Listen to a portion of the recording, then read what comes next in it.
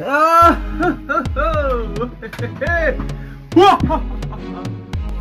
hey, attends, je sais pas si vous voulez. J'ai l'impression. Voilà, là, non, et pile.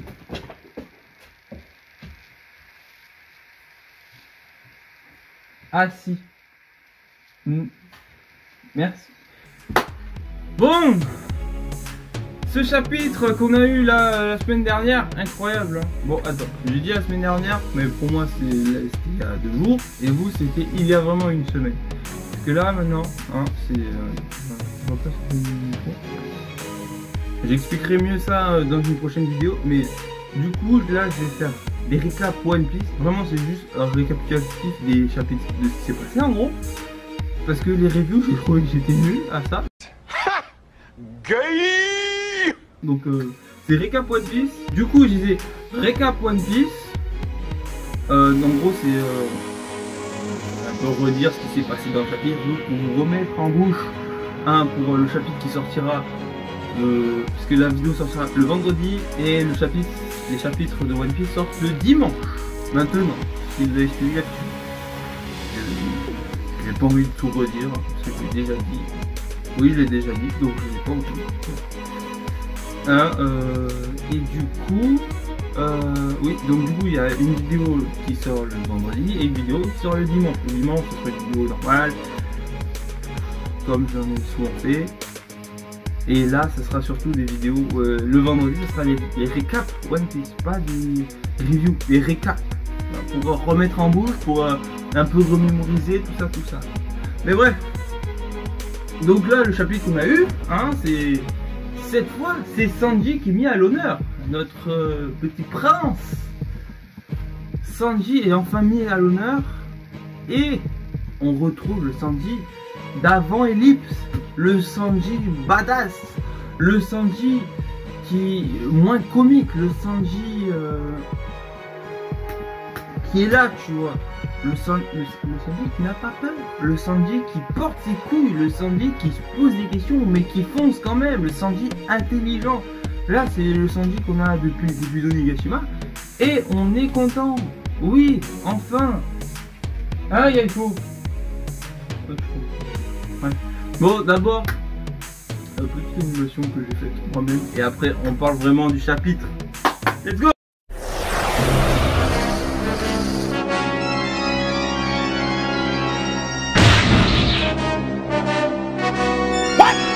NANI? What the fuck?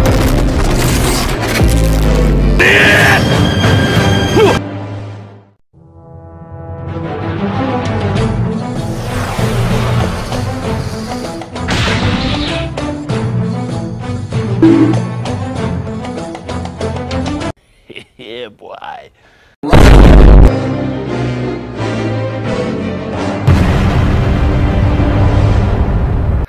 Donc, ce chapitre, en vrai, le chapitre était bien, hein. Déjà, hein, ça commence par un petit color spread, hein, on aime bien, un color, sort. Du coup, je disais un petit chapitre, un petit color spread de l'équipage qui joue un peu à Smash. Hein. Tout le monde aime Smash, oui, donc c'est normal que tout le monde aime. Sort. Merci. Ah si. Merci. Donc je disais ça. Et le titre du chapitre c'était Brachio-Reptilorus. Non, Brachio-Reptilorus. Qu'est-ce qui se passe dans ce chapitre? Déjà, en vrai le chapitre il est semi-calme, enfin calme. Aucun chapitre n'est calme là depuis quelques temps, mais le chapitre est intense mais pas trop, tu vois, ça tape quand même. Hein. Parce que déjà au début on revoit Momonosuke et Yamato qui viennent de se séparer. Il y a Yamato qui va vers la cave de Onigashima. Bref, la cave de Onigashima où il y a plein d'explosifs, parce que ça c'est en cas où si Momonosuke échoue dans ce qu'il doit faire, et bien comme ça ça atterrira, si ça doit tomber, ça va tomber, si ça doit tomber comme ça doit tomber, eh bien ça fera moins de victimes que prévu, enfin, que s'il y a des explosions déjà. Et ensuite on voit Momonosuke qui essaye de faire ces nuages de feu là pour soulever l'île, mais en même temps il doute de pouvoir les faire. C'est normal parce qu'il vient tout juste d'être dragon adulte, mais en même temps mais vu qu'il vient d'être dragon adulte, bah, il n'a pas encore toutes les capacités et tout. Ouais, c'est un peu comme c'est un peu comme Ginyu quand il a eu le corps de Sangoku sur Namek, tu vois. Il a direct le corps parce qu'il était plus puissant, mais vu qu'il venait juste d'avoir le corps, et voilà, donc du coup il n'avait pas les capacités totales de Goku, donc c'est normal, voilà, c'est à peu près pareil. Et du coup, on avance, et Momonosuke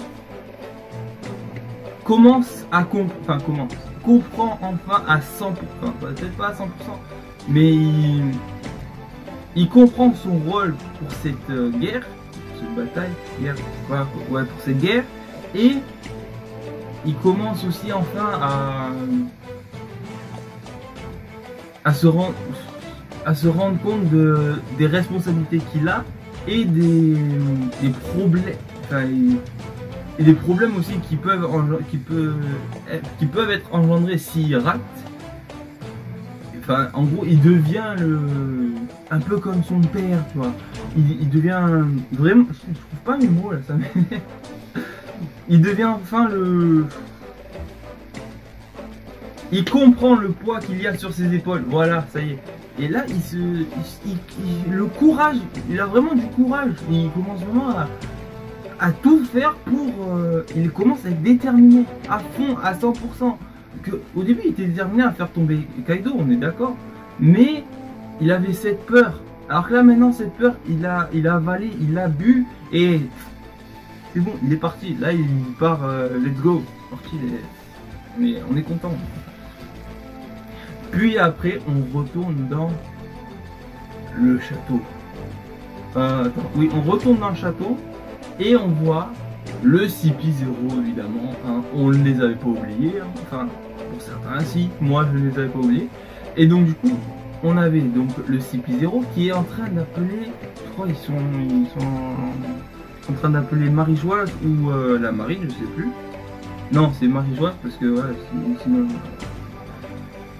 La personne qui a été contactée n'aurait pas été contactée comme ça. Hein, et donc du coup, on voit le CP0 qui appelle d'autres membres du CP0, parce qu'il n'y a pas que le CP0 sur Onigashima, il y a une autre partie qui est à Marie-Joie. Et la personne qui parle au téléphone avec... je me souviens plus des noms.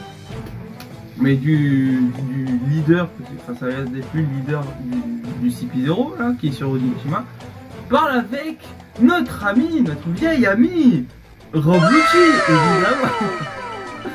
J'adore ce perso, mais à la fois je l'aime pas. Enfin, je l'adore dans l'écriture, il est badass, il est fort, mais je l'aime pas parce qu'il est méchant. Enfin voilà, tu vois, mais sinon je l'aime beaucoup. Question perso, c'est un bon perso. Question si je le croise dans la vie, c'est un fils de pute. Ça, je le frappe quoi. Tu peux pas aimer quelqu'un comme ça. Mais bref. Et donc du coup on avance et on apprend déjà que la marine arrive sur Wano Kuni, sur Onigashima, tout ça. Parce qu'ils craignent que Kaido risque de tomber et tout, même si personne n'y croit encore. Alors que nous on y croit tous. Mais Kaido va tomber, on est sûr et certain que Kaido va tomber. Parce qu'on est dans un shonen et le méchant va tomber. Voilà. Tout simplement. Enfin, c'est juste la manière dont il va tomber qui va être spectaculaire, on ne sait pas comment, mais après Kaido va tomber. Mais après, du coup je disais que la marine arrive alors qu'Akainu est contre. Akainu ne veut absolument pas que la marine aille sur Wano, parce que je pense que tu vois, parce que là Akainu il a un lien avec Wano. Si on se souvient bien, à un moment quand il a eu un color spread, non c'était une illustration, je sais plus de quel chapitre, illustration de chapitre, il était torse nu, on voit il a à peu près les mêmes tatouages que Yogoro. Donc c'était peut-être même un Yakuza ou un truc comme ça, on sait pas. Hein. En plus, Sakazuki Akami, ça fait très Wano, tu vois, c'est très japonais ça. Bref, du coup je me perds. Mais du coup, la marine arrive. Déjà, la marine est en chemin pour Wano. En plus, Robuti dit, vous tuez tout le monde. Enfin, il n'y a pas de pitié, on s'en fout. Pirates, non, juste tous les pirates on les tue, puis voilà, les autres sont des couilles. Voilà, ils veulent envahir. Ils veulent, en gros, que Wano soit à eux. Enfin, ils veulent, oui, ils veulent conquérir Wano, dans les grands termes. Conquérir Wano. Mais, après, il dit quelque chose de très intéressant qui peut annoncer quelque chose d'incroyable. Si la marine y arrive, ça annonce quelque chose d'incroyable. Parce que là, on aura un double sauvetage incroyable. Franchement, s'il y a un double sauvetage, et en plus avec le peuple qui va se ramener, ça. Robuti dit capturer Nico Robin encore une fois. Oui. Il a dit sur Enies Lobby, je poursuivrai cette femme jusqu'au bout du monde. Il la poursuit vraiment jusqu'au bout du monde. Là, depuis Enies Lobby, il s'était pas vu. Là, on le revoit maintenant. Voilà quoi. Hein, c'est comme ça. Hein, voilà. Mais en gros, ils vont. Si la marine réussit à capturer Nico Robin, ça va être incroyable. Franchement, ça va être incroyable. Parce que déjà, on sait que il est possible que Sabo ait été capturé à Marie-Joëlle. What did he say? What the fuck? Si Robin se fait capturer aussi, c'est-à-dire qu'on aura un double sauvetage. Ce qui serait incroyable, un double sauvetage. T'imagines un double sauvetage? Sors. Assis. Merci. Un double sauvetage, du coup, je disais. Sauvetage pour ça. Si Sabo a été capturé, jusqu'ici. Sabo. Mais ça se trouve, Sabo, il est mort.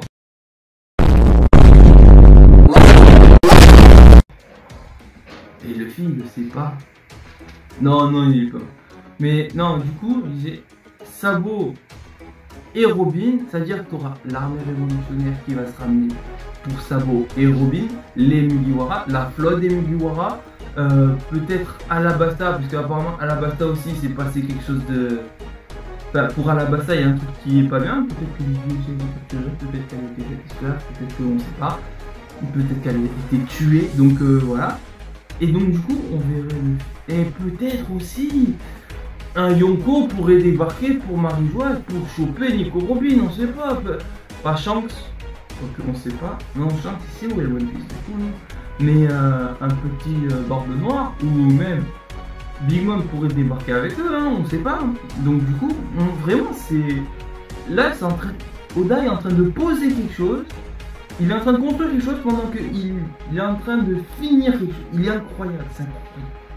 Mais le chapitre ne se finit pas comme ça. Bah si, je crois qu'il se finit que... Non, le chapitre ne se finit pas comme ça. Parce que, qu'est-ce que je vous disais au début de vidéo? On a eu enfin Sanji. Sanji à 100%. Mais on a un début de power-up pour Sanji. Parce qu'on se disait... Parce que Zoro, on sait qu'il a eu un power-up. Vu le niveau qu'il a, c'est que la première fois qu'on le voit vraiment galérer depuis... depuis l'île des hommes poissons, depuis l'ellipse, on l'a jamais vu galérer jusqu'à maintenant contre King. Alors Sanji, tu vois, il a pas tout le temps galéré, mais ça a été un peu compliqué pour Sanji, parce que contre Vergo, c'est Vergo ou Diablo, je sais plus. Contre Vergo, il s'est fissuré le tibia. Contre... Bon, après c'était Doflamingo. Contre Doflamingo c'était un peu compliqué, mais voilà. Même si je pense que maintenant il le soulève. Peut-être pas le soulever, mais je pense que c'est un peu égalité, tu vois. Après il y a qui d'autre? Il y a... Oui, on a juste vu qu'il avait un acquis de l'observation, c'est tout. Alors que Zoro, on se doutait bien, parce qu'il galérait pas, il envoie valdinguer tout le monde sans problème. Il n'y a que un moment contre Kyoshiro, on s'est dit oh peut-être, ouah, mais en fait non, c'est Denjiro, donc non. On n'aura pas de combat Kyoshiro contre Zoro. Ça aurait été bon, mais bon, c'est dommage. Après, peut-être on s'est dit contre Killer quand il était en mode assassin. Ouais, pourquoi pas, non, il a fumé, il s'est blessé, mais en fait il a fumé, donc spécial en fait. Et là maintenant on a Sanji qui a un début de power-up qui commence à avoir les mêmes caractéristiques que ses frères et sœurs, que ses frères et sa sœur. Ouais. Il commence à avoir la peau dure sans problème, il se régénère sans problème. Enfin voilà, et la peau dure sans acquis, on précise, hein, il a résisté à un coup de Okanban qui a une bonne puissance quoi, hein, une bonne puissance quoi, hein, oui, oui. Il a brisé l'épée sans problème, il a pas bronché, rien du tout, il s'est fait ouais d'ailleurs parce que Queen se transforme de brachiosaure en reptile, serpent, anaconda, comme tu veux là. Ça on passe parce que... Ouais, ça me fait un peu penser au combat Bon-Clé Sanji un peu, ouais. Mr. One Zoro, Bon-Clé Sanji, ouais. Le sérieux et le comique, tu vois. Mais le comique sérieux, tu vois. Vraiment des bonhommes. Des bonhommes qui mangent des cailloux. Ouais. Mais Sanji, tu vois, enfin il a un début de pouvoir, mais il ne veut pas. Parce que, en fait, il se dit que s'il a ce début de pouvoir comme ses frères et sœurs, bah, il aura peut-être aussi le... Et moi, je me dis, c'est possible, mais je pense pas, parce que sinon, ça enlèverait tout le charme de Sanji, hein, on se met d'accord. Mais Sanji, c'est possible, c'est probable, mais je pense que c'est ce qu'il se dit, que... il perdrait aussi tous les sentiments humains, genre la compassion, l'affection, l'empathie, le fait d'aider les gens et tout, tu vois. Ce qui fait les qualités de Sanji, que Luffy aime chez Sanji, que Dieu, son père déteste chez Sanji, tu vois. Bah, c'est ce qui fait Sanji et c'est ce qu'on aime chez Sanji, mais c'est que Sanji se dit qu'il pourrait perdre, mais je ne pense pas, parce que déjà on a Sanji comme il est, et en plus il n'y a pas de raison pour laquelle il perde tout ça. Non, même je pense qu'il va être un mélange, tu vois, il aura la compassion, les sentiments humains et la force de ses frères et sœurs. Enfin, même il sera plus fort que ses frères et sœurs, mais il y a encore un truc qui... Il y a un truc qui nous fait poser des questions sur Sanji, c'est son feu, enfin, on se doute bien que c'est un truc de Lunaria, enfin maintenant que Queen nous en parlait de King qui serait un Lunaria, qui sont capables de faire du feu sans problème, comme Goku qui te fera un Kamehameha, tu vois. Donc du coup, je pense que Sanji a dans son code génétique, a des trucs de Lunaria, tu vois, c'est sûr et certain, parce qu'il te fait du feu sans problème, il te dit, c'est la friction de l'air, je veux bien, mais au bout d'un moment, il n'y a plus de friction de l'air, au début il tournait, mais quand il avait, maintenant il te fait du feu sans problème, il a, je brûle, sans problème, je pense que tu vois, les Lunaria, au début, ils sont obligés de tourner sur eux ou un truc comme ça pour faire du feu. Et au bout d'un moment, quand ils ont appris à maîtriser leur pouvoir, ils le lâchent comme ça, sans problème. Et je pense que là, Sanji, à la fin, ça sera un dieu du feu. On aura Zoro, dieu de la lame, Sanji, dieu du feu, Luffy, dieu des pirates. Non, pas roi des pirates, dieu des pirates. Oui, je me lève un peu plus haut que prévu. Mais voilà, on aura un monstre incroyable. Le Guibé, roi des mers. Ah là là, Jimbe Paladin. Non mais franchement, après le chapitre était bien. J'ai rien d'autre de plus à dire. Le chapitre était vraiment bien. J'espère que cette vidéo vous aura plu et que on se retrouve du coup dimanche. Vendredi. Pour vous on est vendredi, pour moi on est mardi. Mais on se retrouve du coup dimanche pour une nouvelle vidéo. Je ne sais toujours pas laquelle parce que j'ai toujours pas tourné. Faudrait peut-être que j'attende un peu assez tôt. Mais du coup, voilà, hein, sur ce, à la prochaine.